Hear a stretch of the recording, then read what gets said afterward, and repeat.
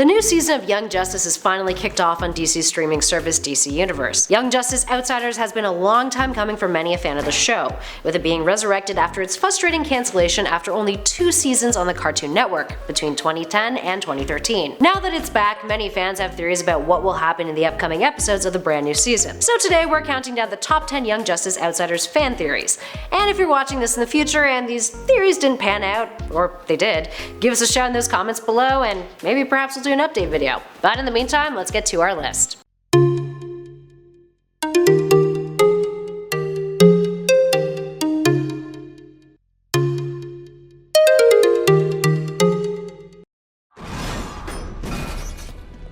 We just want to leave. Your trespass must be punished. Wrong answer. In at number 10, Harley Quinn. Let's start off our list with a major maybe. So one of the biggest rumors going into Young Justice Outsiders was that the show may be used as a platform to tie into another DC streaming service show, the Harley Quinn animated series. Some believe that Harley will end up making a cameo in the show in order to bring in the Young Justice audiences. Now, it makes sense, considering another DCUniverse show recently acted as a bridge point for a new series that is yet to debut on the service. Titans had a whole episode concerning Doom Patrol, with Doom Patrol getting its own show later this year. Internal advertising, people. It works. And at number 9, someone's gay! Once upon a time on Twitter, one of Young Justice's showrunners, Greg Wiseman, made a comment concerning LGBT characters in the DC Universe, saying, I quote, "There are already LGBT characters in #Young Justice." Now, this was in response to fans inquiring if there were ever plans of introducing a queer character in Season 3. Don't be mistaken though, Wiseman was referring to the fact that in the comics, characters who have appeared in the show already identify as a member of the LGBTQ community. That being said, it also prompted a theory that a character in the show will come out this season, with the popular belief being that Tracy 13 will likely be the one since Natasha Irons, aka Steel, has just become a member of the Justice League, and the two have been dating since Rebirth in the comics. Other guesses are Kaldor, mainly because Aqualad in the comics, aka Jackson Hyde, who is a different Aqualad, was recently revealed to be a queer character. And of course, Chippers are also all about Rocket and Zatanna, which would actually be pretty neat. And at number 8, Spiral. In the show's premiere episode, you may have noticed an homage to the comics. Once upon a time, Dick Grayson had a brief stint as an agent named Agent 37 for the Spiral spy organization in the Grayson comic, written by Tim Seeley and Tom King.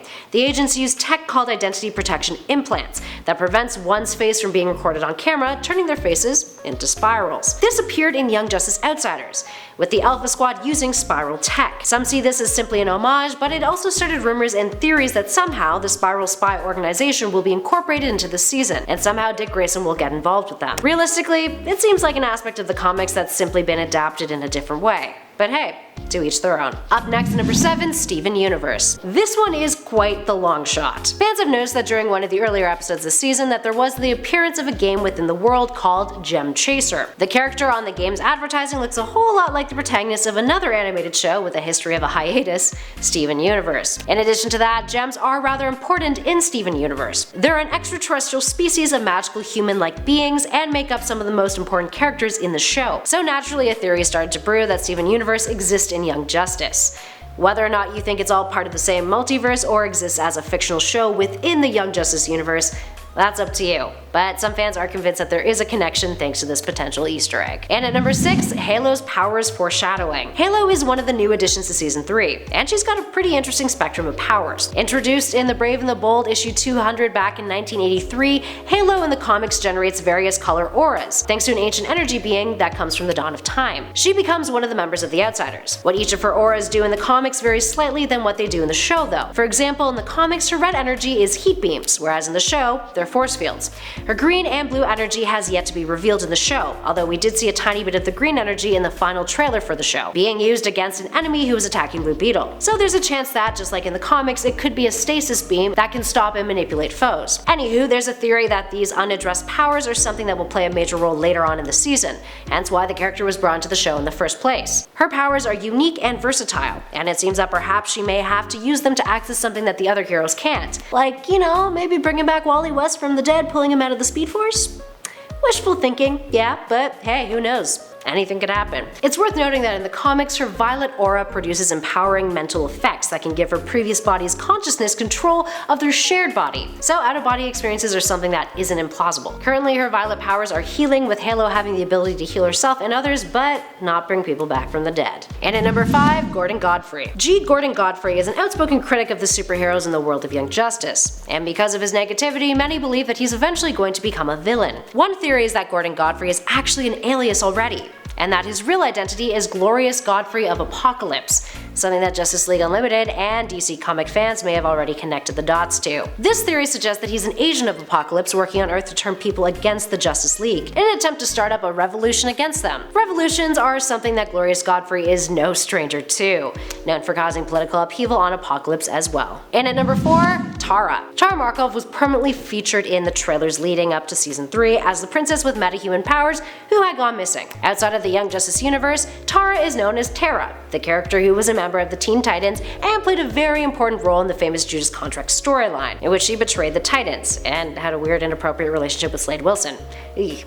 Anywho, we know she'll be introduced this season at some point, and of course, there's a ton of theories on how exactly that will pan out. Some believe that she's exactly what she appears to be, another kidnapped metahuman who, once introduced, will have her own character development that we'll see be fleshed out after her debut. Another theory is that she's actually one of the individuals behind the metahuman kidnapping, and in true Tara behavior, she'll betray her brother Brian and end up being an enemy of our heroes after being rescued from the League of Shadows in episode 6, because the synopsis has already been released about that. Up next, number 3, Red Hood. One of the most popular theories, or rather hopes, for Season 3 is that Red Hood will be introduced into the fray. This hope became a full-blown fan theory due to the title of the season, Outsiders. In the comics, Outsiders is the team that Red Hood is associated with. We know that Jason Todd in the Young Justice universe is presumed dead, which was confirmed by the holographic memorial for the character in the team's HQ. Dick Grayson also told Tim Drake, the current Robin, "Just don't die, okay?" in the previous season. So there's some sort of incident that hasn't been fully addressed or explored yet concerning Jason Todd. One fan theory suggests that Arsenal will be the link between Red Hood and the rest of the Young Justice team, having encountered Jason while working solo,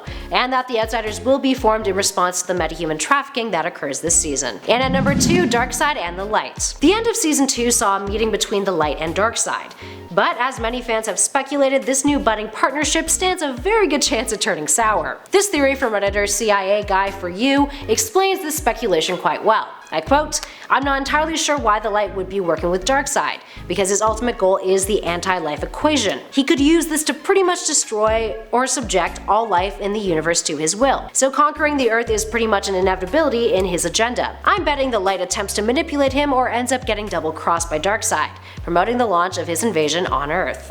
Well, only time will tell. And finally, in at number 1, Wally West will return. Wally West's return from the dead is perhaps the one thing that fans of Young Justice want more than anything else. Well, except, the fact that they really wanted a Season 3, but now that's happened, so now it's, Wally West's return. At the end of Season 2, Wally, aka Kid Flash, made a heroic sacrifice, ultimately resulting in what appeared to be his death. Season 3 so far has been full of Wally references, and the popular theory is that Wally's return will mimic his return in the DC Rebirth comic. In addition to that, it's not uncommon for members of the Flash family to return from the dead thanks to the Speed Force. Well, at least return and reveal that they weren't actually dead, just trapped in the Speed Force. Barry Allen did, Wally West did too. So for something like that to translate into the series isn't completely implausible, it's quite possible. And that's the forerunner theory for Wally's return, naturally. That being said, it's noted that Greg Weisman has stated that he's not a fan of the concept of characters returning from the Speed Force after being believed to have died.